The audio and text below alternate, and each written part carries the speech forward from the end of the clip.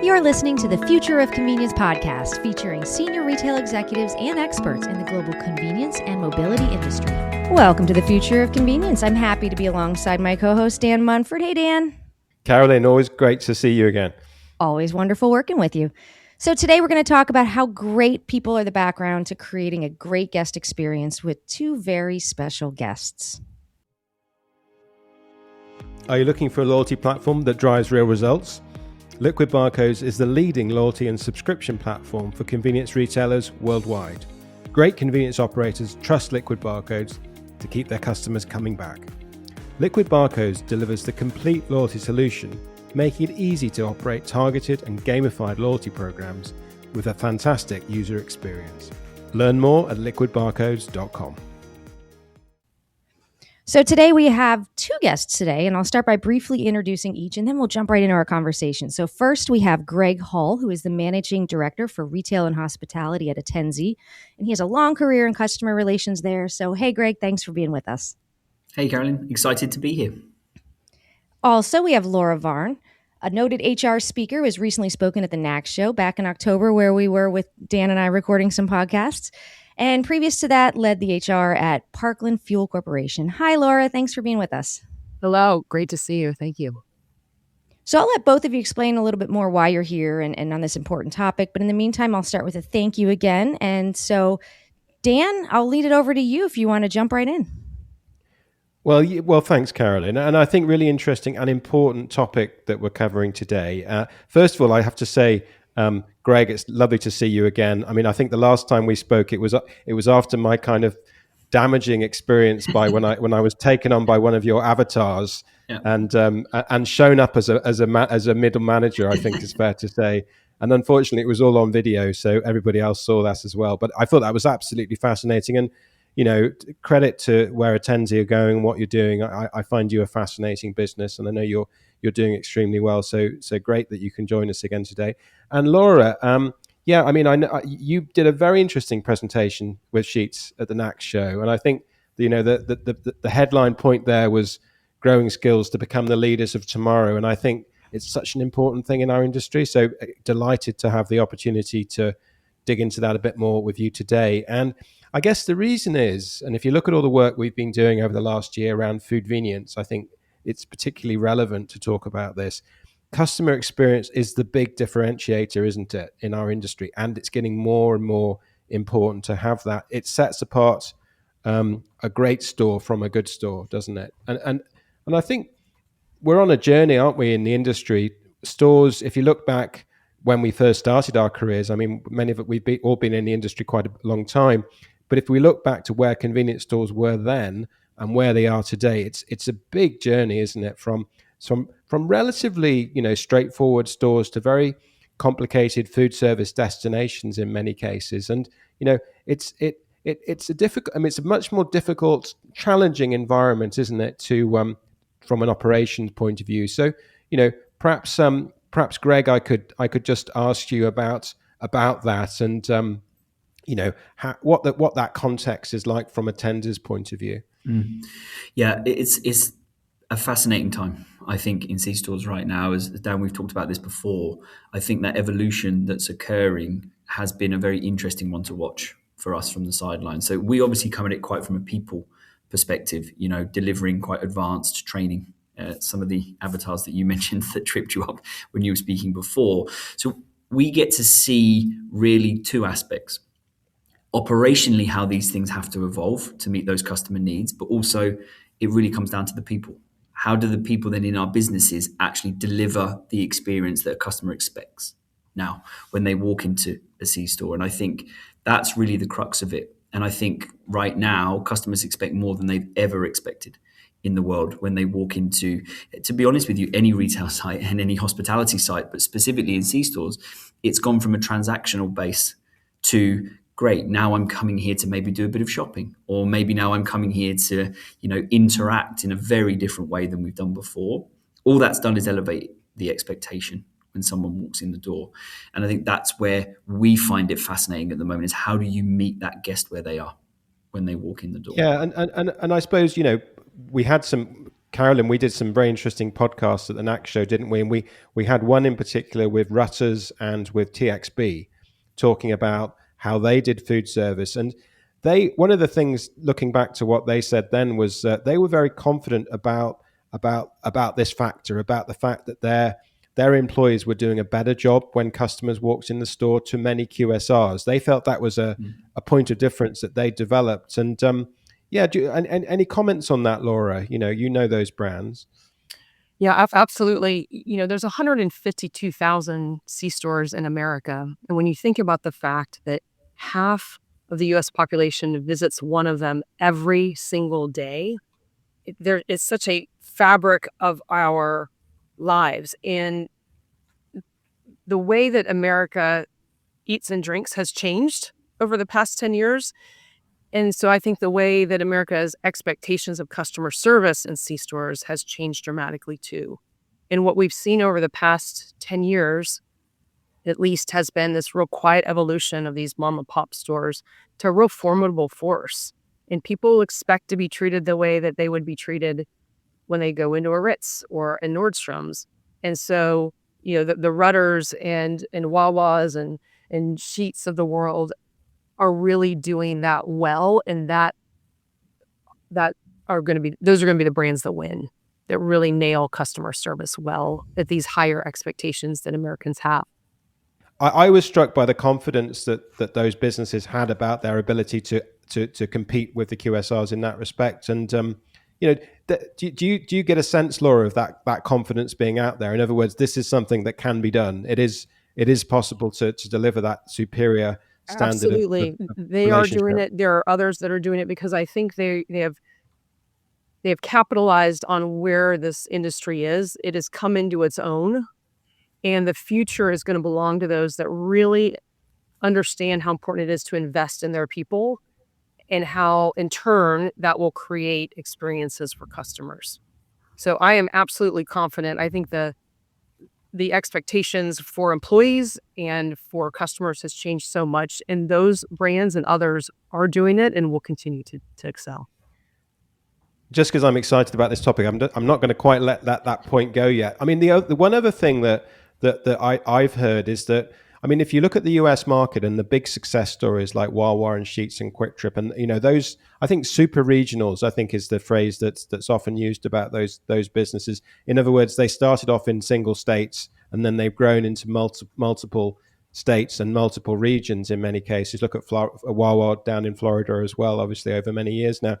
How do they, as these businesses, how do they retain that DNA, do you think, in terms of that ability to offer that customer service level, as they grow into very, very big businesses? I think, Greg, you perhaps comment on that as well. Yeah, and to take a step back on that, what's really fascinating for us is we work with some of the top 20 QSR brands and some of the top C-store operators. Never before, until I'd say the last 2-3 years, have we ever heard C-stores talk about competitors as QSR and in that space. And I think that what we have seen, I think what I have seen that's interested me is, having been in this a long time, operationally, they tend to shift faster. So from an operational perspective, how do we get the right food offerings? How do we maybe create delis? How do we do these smart things? And I think we've all seen recently that you'll see these really, what I call experimental brands that some of these big players will then do. And they start splitting a little bit. And all they're doing is testing. It's testing to kind of bring that then back into the mothership, so to speak, to go, right, now how do we do the footprint that we have, as you mentioned, down in multi-region? So I think the first thing on consistency is the ops side tends to get the biggest focus. What I then see tends to happen is there's always a slight delta between then actually what's happening with a customer and somebody serving that customer. And in truth, that comes down to culture and how we keep the consistency of a culture versus the consistency of an offering. And they are different things in that world. And I think now what we're starting to see is, okay, we've got the offering. We know people want the offering. There's online orders. There are people coming in. There are people buying. Now, how do we culturally make sure that when someone walks into one of those organizations that you mentioned in a southern state versus an eastern state versus a northern state, I'm getting that same level of interaction with an individual that makes me feel like I'm in a Wawa or Sheetz or one of those.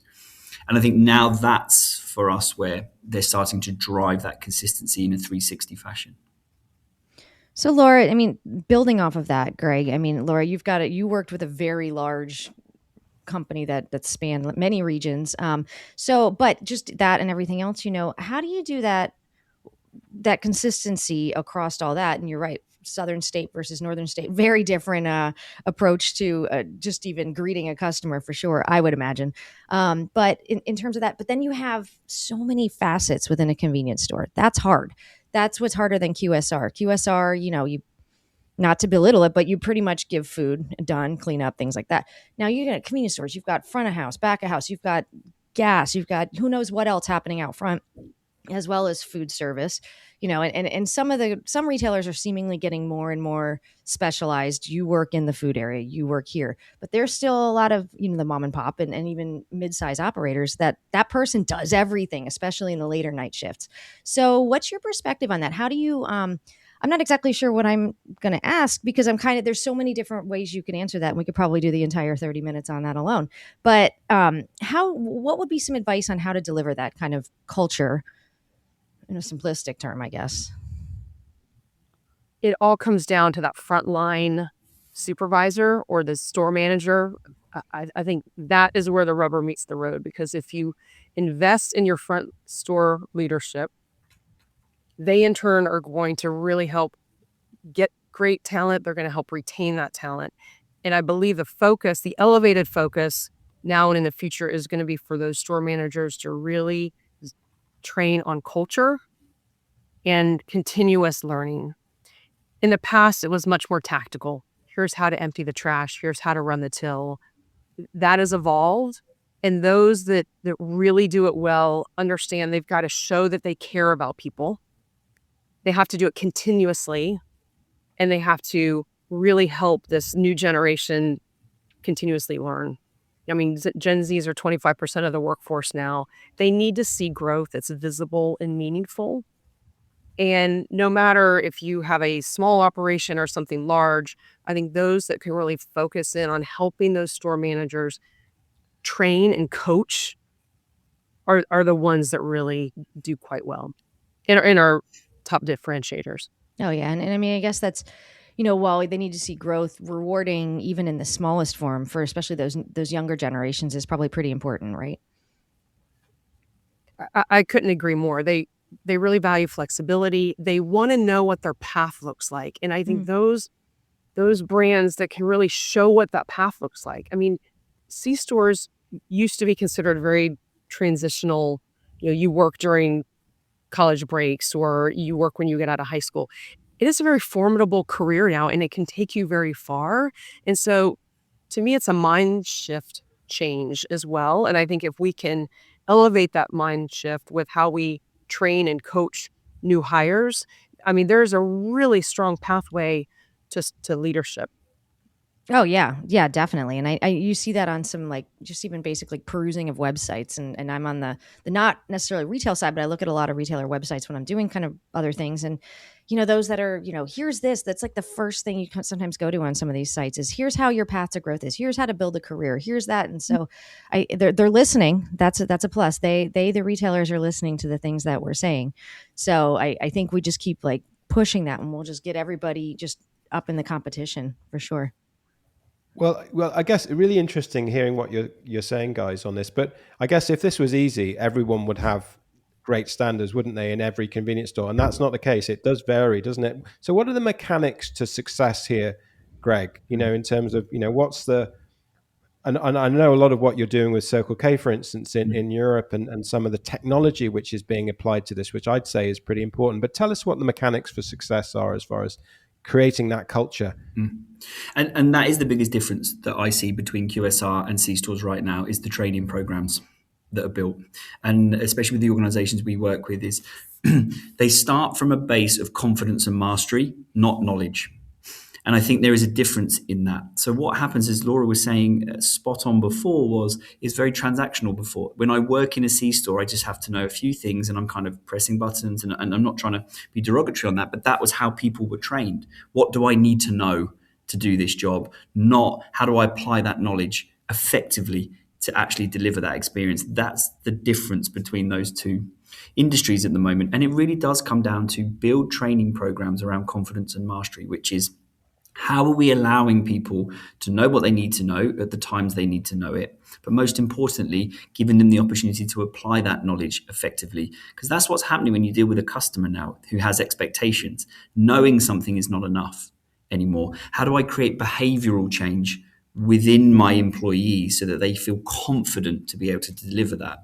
And just kind of building on what Laura was saying there, when they then have a clear career path and I feel confident in those first days when I walk in the door and I'm doing a really good job, we can then start to close the gap between what we typically do in retail, which is promote somebody that's very good at their particular job on the front line and expect them to manage a whole site in the same way.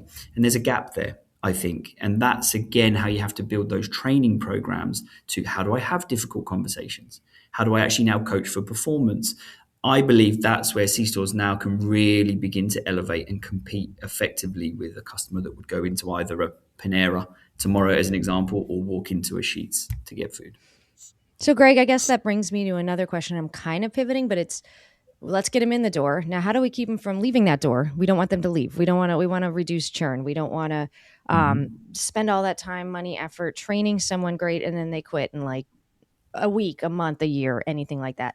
So how should operators tackle new hire churn to make it so that they stick around? You get what you invested in with them. Yeah. I think it's one in the same in some ways. I think, as Laura said, we see statistically in the work that we do that a manager will have a huge impact on whether somebody stays or not. That experience and that ability to be a great leader has the biggest impact on whether someone stays in an organization or not. The other factor that we then see is just what I was saying then. It's, are you meeting the learner where they are when they come in that door? We appreciate that not everybody coming in wants a career in C-stores. It's very transient, as it is with QSRs in the hospitality world. But if you meet them where they are with technology, you allow them to train short, sharp, you allow them to train in the flow of what they're actually doing in their everyday life, as an example, it's an investment in them feeling confident and ready to do their job. We see that anybody that gets past that 90 days, as you know, will stay exponentially longer. But it all comes down to, how are you training me when I come in to do my job really well? It's frightening when you have a first job and you have to deal with a customer that's coming in the door. And then how are you showing them a pathway and what leadership can really do for you as an individual? Those two things, you nail them effectively, and you are going to retain a much higher level of your staff, in my opinion, at least, than what's occurring at the moment. Just in terms of that leadership in the store, Greg and Laura, the store manager obviously is playing a very pivotal role in the success of that business, the quality of those store managers and keeping the best store managers. I suppose technology can free them up, can't it? To concentrate on operations in the store, spend time with the customer. So we see quite a lot. I'm seeing a lot of technological change in terms of how recruitment is happening and making it easy, doing some pre-sifting, if you like, in terms of making it easy for Gen Z to apply for positions in the way that they're used to doing things, but also making it easy for the store managers to select staff rather than spending too much of their time looking through vast numbers of potential recruits. That's changing as well, isn't it? Yeah, I'll jump in with that. There's a 180% turnover in the C-store industry. It's massive. And even if you're doing it really well, you're probably around 100%. So this is a huge issue that everyone faces. I think AI and technology in general have done an incredible job of helping with a lot of the recruiting information. I think where the real sweet spot is now and in the future is using AI and technology to help with what Greg talked about. It's the cultural changes. It's the behavior changes.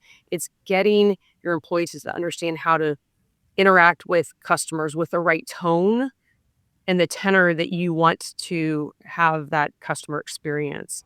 It's that level beyond what, it's the inventory and the loss prevention and safety. And all of those things are great, helping with scheduling. But where the real help is with keeping and retaining talent is closing the skill gaps. combined with, again, that real humanness and interaction from the store manager. I hope we never get to a point where technology is replacing that interaction, because as Greg talked about, it's the number one factor in retention, is that direct relationship you have with your immediate supervisor. So I think if those two are coupled well together, that's the secret sauce. Yeah. Completely agree, Laura. I'll just throw in a sort of example of something that I saw recently when I was in the US. We were doing some store tours, and Quick Trip in Chicago, QT in Chicago, were hosting us, and they always do a very good job when they do that. And it was interesting because, just to your point about AI and still have retaining the humanity of customer service, they've done a really good job on that, because they had some of the latest AI implementations around stock control in their store, so the cameras were working away and helping the store team in that respect. But whenever a customer came in, all the staff were making eye contact with that customer and greeting them. And I think eye contact was a really apparent difference in that QT were doing. So, they really did make eye contact when they greeted you, and when they said thank you for for shopping with us today. It was very, very noticeable, and it was clearly very well executed training. So I guess, there was a good example of QT. They were implementing AI to free up the store team and reduce their workload, but at the same time they were training them to develop that relationship with customers as much as they possibly could. I just don't see that very often, so it was quite remarkable, I felt. Mm-hmm. And just from my perspective as well, I think that's fascinating, because one of the things I urge, certainly C-suite at the moment in the conversations I'm in, is when it comes to training and using AI, there are so many different ways that people are kind of experimenting with AI at the moment. And we all know that at some point there will be a value proposition that has to come back into the business. I've seen the same in C-stores that I did see, happen elsewhere, which is operationally AI gets deployed very quickly. How do we make a customer's life faster, easier, quicker on those things? What my urge at the moment, I think, is for the industry when they're thinking about AI for training and developing your people, is that you need to move beyond just how much faster can we develop training in many respects, right? We see this at the moment. That seems to be the holy grail. Wow, I can suddenly create a PDF in 5 seconds. Or wow, I can suddenly create a 40-minute course in the space of 5 minutes. That's not the leverage point of AI that's going to allow others to be, such as QT as an example, to do those behavior changes effectively. AI has to be more than that. Creating a faster PDF is not going to get people more effective in your business. So start thinking about how AI can alter those behavioral states, how we can create simulations as an example. How can we create those interactions that are happening 100 times before you even walked in the store, Dan? And we don't have to do it on customers. Speed will always be important in every world that we operate in on the retail side, but it is just the experiment by which to get to more powerful content. And I think that's a real interesting area at the moment, that those that are doing it exceptionally, that we're working with, are starting to understand that, okay, a large language model is not what's going to get my people giving you eye contact and making you feel welcome. Well, and AI too, you could start looking at, you could ask it to make a 10-page HR manual, but then the first 3 pages look great. And I'll tell you, just from looking and using it, page 7 and 8 all of a sudden tells them where to find like siding for your house and a lawnmower. And you're like, wait, you just left the industry completely and did something else. So to those using AI, caution, keep going all the way to the end of that document, because it probably spun off in some weird direction, which is not going to help. But it also can't be face to face with those people either. Generally speaking, maybe in like 10 years, we'll have to revisit that with robots and whatnot that are coming around. But I mean, Laura, you probably can jump in on this. I mean, it's definitely taken us leaps and bounds in, just a year than it did years ago, where we were still, best practice sharing in person and things like that at different forums and events.